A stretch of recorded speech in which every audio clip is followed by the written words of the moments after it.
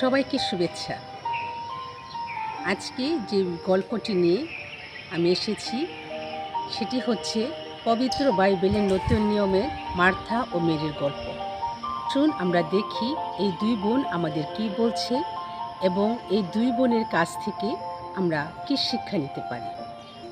আমরা প্রথমেই দেখতে পাই যে যিশু যখন তাদের বাড়িতে আসলো, মার্থা যিশুকে স্বাগত জানায় এবং যিশুর জন্য সে কী করবে তা নিয়ে সে চিন্তিত হয়ে পড়ে। তার মধ্যে একটি মাতৃস্বরূপ আমরা চিন্তা বা ভালোবাসা সেখানে আমরা দেখতে পাই। তার মাথায় যে চিন্তাটি প্রথমে এসেছে যে যিশু অনেকটা পথ পাড়ি দিয়ে এসেছেন, তিনি নিশ্চয়ই ক্লান্ত এবং ক্ষুধার্ত। আসলে বাড়িতে যখন কেউ কোনো অতিথি আসে তাদের আপ্যায়নের জন্য বা সেবা যত্নের জন্য সাধারণতটা মহিলারাই নিয়ে থাকে। আর মেরি যিশুকে পেয়ে এতটাই মুগ্ধ হলো যে এবং সেই সাথে সে এতই আনন্দিত হয়ে পড়ল যে সে গিয়ে ঠিক যিশুর পায়ের নিচে বসে পড়ল এবং যিশুর কাছ থেকে যিশুর কথা শোনার জন্য সে অধীর আগ্রহে সেখানে রয়ে গেল। যিশুকে পেয়ে যিশুর মূল্যবান কথাগুলো শোনার মুহূর্তটি কোনোভাবে নষ্ট করতে চাননি। যিশু মহান শিক্ষক আর মেরি তার বাধ্য ছাত্রীর মতো যিশুর পায়ের নিচে বসে যিশুর কথা এবং শিক্ষাগুলো শুনতে লাগলেন। আমরা আমাদের জীবনেও বাহ্যিক সমস্ত জিনিস ও জাগতিক সমস্ত চিন্তা ভাবনা ও চাহিদা নিয়ে এত ব্যতিব্যস্ত হয়ে পড়ি যে অনেক সময় আমরা আমাদের বিশেষ মূল্যবান সুন্দর মুহূর্তগুলো মার্থার মতো নষ্ট করে ফেলি বা হারিয়ে ফেলি। প্রকৃতপক্ষে মার্থা মেরির উপর যথেষ্ট বিরক্ত হয়েছিলেন এবং তিনি চেয়েছিলেন মার্থাকে যেহেতু মেরি সাহায্য করছে না, সেজন্য যিশু হয়তো মেরিকে দু এক কথা শুনিয়ে দিবে।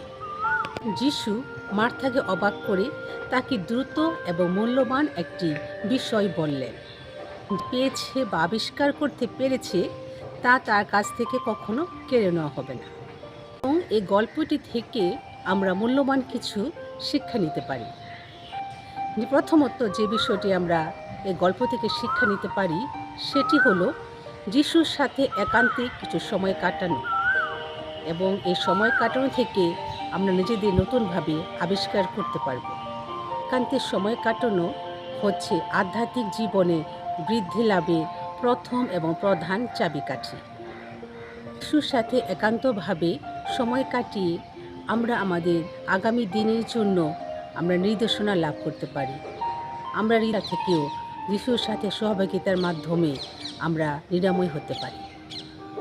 যিশুর সাথে একান্তের সময় কাটিয়ে আমরা আধ্যাত্মিকভাবে এতই বৃদ্ধি লাভ করব বা শক্তিশালী হয়ে উঠব যে আমরা আমাদের জীবনে যে কোনো ঝঞ্ঝা বা হতাশা বা যে কোনো বিপদ আপদ থেকে আমরা মুক্তি পেতে পারবো বা কোনো কিছু যাই আসুক না কেন নেতিবাচক তার আমরা মুখোমুখি হতে পারবো এবং তা থেকে আমরা বেরিয়েও আসতে পারবো।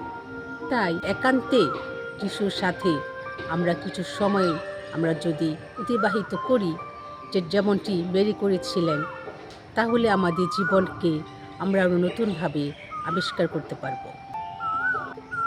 দ্বিতীয় যে বিষয়টি এই গল্প থেকে আমরা শিক্ষা নিতে পারি তা হলো জাগতিকতা থেকে নিজেকে মুক্ত করে বা মুক্ত হয়ে যিশুকে নিয়ে পথ চলা।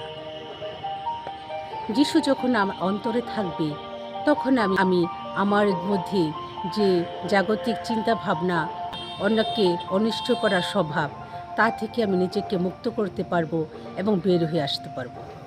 আমি যিশুর আত্মিক শক্তি লাভ করব এবং যিশুকে নিয়ে পথ চলতেও শিখব। জাগতিকতার স্রোতে ভেসে না গিয়ে যিশুকে নিয়ে যিশুর পথে থাকার প্রতিজ্ঞা নিতে পারব। তৃতীয় যে বিষয়টি আমি গল্প থেকে আমরা শিক্ষা লাভ করতে পারি তা হলো যিশুতে সর্বসুখ লাভের আশায় হতাশাকে পিছনে ফেলে পথ চলা। যখন আমার অন্তরে থাকবে তখন সেখানে কোনো নেতিবাচক কোনো মনোভাব থাকবে না, সেখানে শুধু শান্তি বিরাজ করবে, কারণ যিশুই শান্তি। পুনরুত্থিত খ্রিস্ট আমাদের সেই শান্তি দান করেন। তাই আমরা আমাদের সমস্ত হতাশা, নিরাশা যা কিছু থাকুক না কেন, আমার হৃদয়ের সমস্ত অন্ধকার যিশুর আলোতে অবশ্যই দূরবর্তী হবে। সবচেয়ে সে প্রদীপ শিখা আমার হৃদয়ে সবসময় প্রজ্বলিত হবে। শেষ মার্থা ও মেরির গল্প থেকে আমরা যে শিক্ষাটি পেয়ে থাকি তা হলো প্রার্থনা, বিরতি ও নিজের চিন্তা শক্তিকে আলিঙ্গন করা। মেয়ার ওয়েস্টার অভিধান অনুসারে ধ্যান করার শব্দটির অর্থ হল চিন্তা করা। সামসঙ্গীতে আমরা প্রায়ই সালাহ শব্দটি দেখি, যার অর্থ হল জানো বা বিবেচনা করা। আর যিশুও আমাদের কাছে এটাই চান যেন আমরা তার কাছে আসি এবং তাকে সময় দিই।